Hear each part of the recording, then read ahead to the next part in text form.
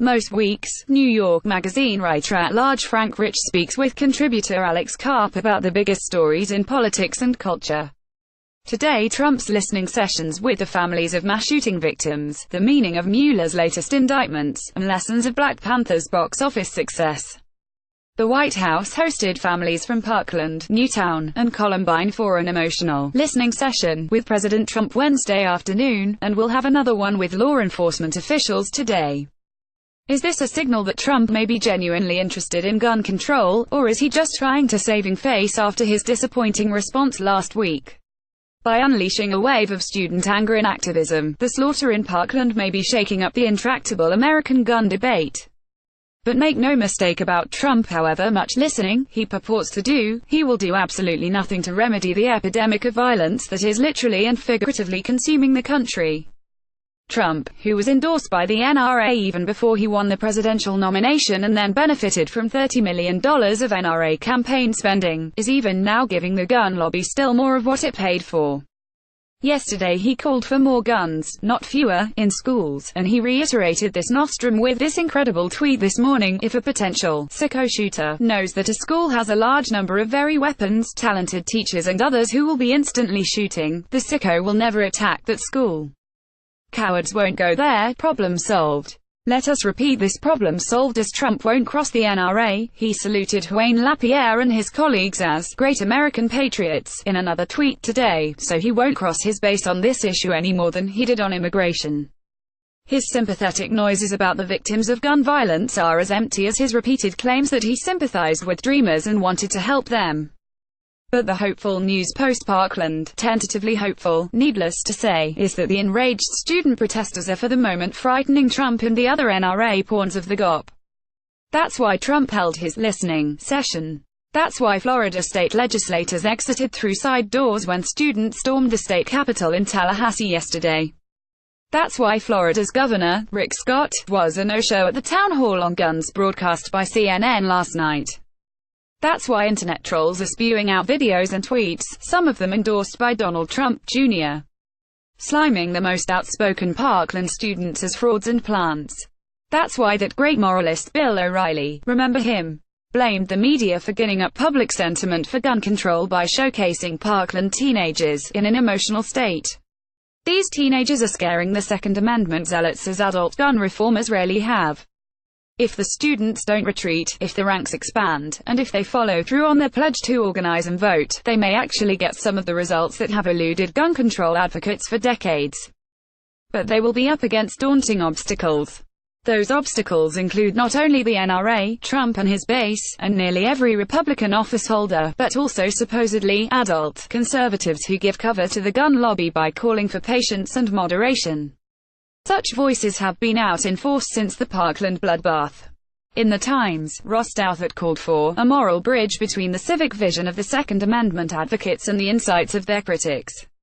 This gives new meaning to the bridge to nowhere. David Brooks echoed by recommending this proven dead end as the way forward to reform. It's necessary to let people from Red America lead the way, and to show respect to gun owners at all points.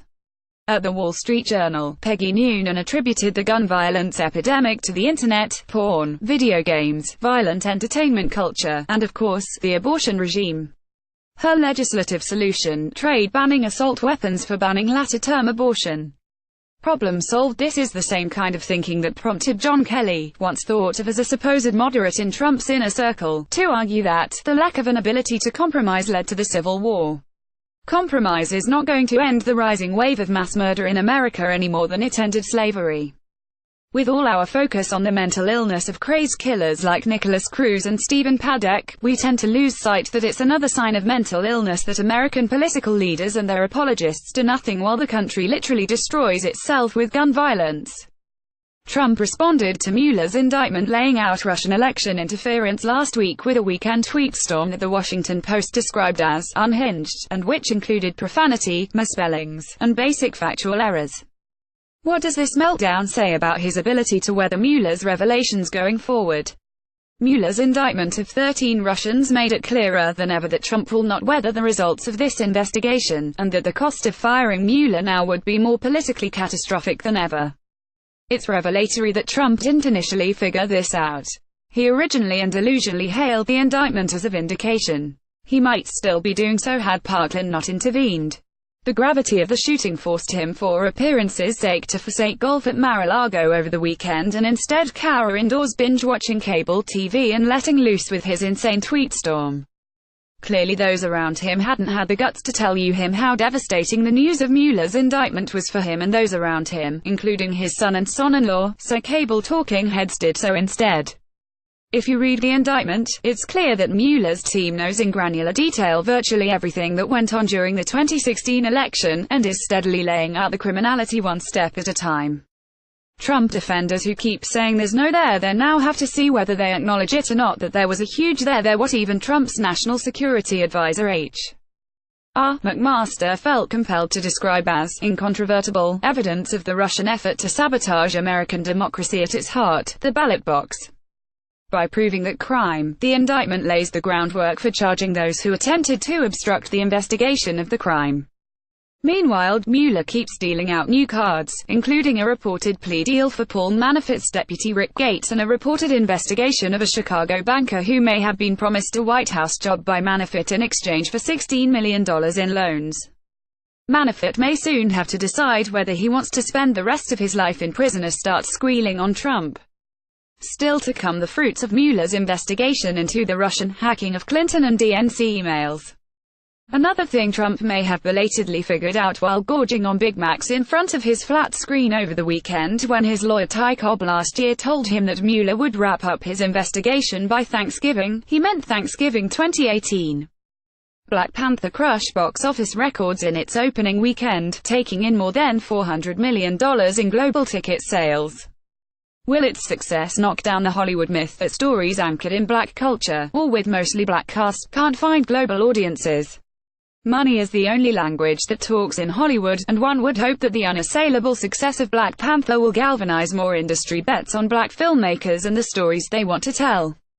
What's more, Black Panther, though undoubtedly the kind of violent entertainment culture that Peggy Noonan would blame for school shootings, is an imaginative and uncompromising story of African American empowerment, achieved not through sermonizing but within the transporting mythology of Marvel. Still, there have been so many articles celebrating the film as a commercial and cultural milestone that one wants to add a word of caution. It wasn't that long ago that an even bigger victory in the mass marketplace, Barack Obama's election as president, was seen as a breakthrough ushering in a post-racial America. When it comes to intransigent American conflicts, whether over race or guns, we have to be careful not to let hope blind us to the battles still ahead.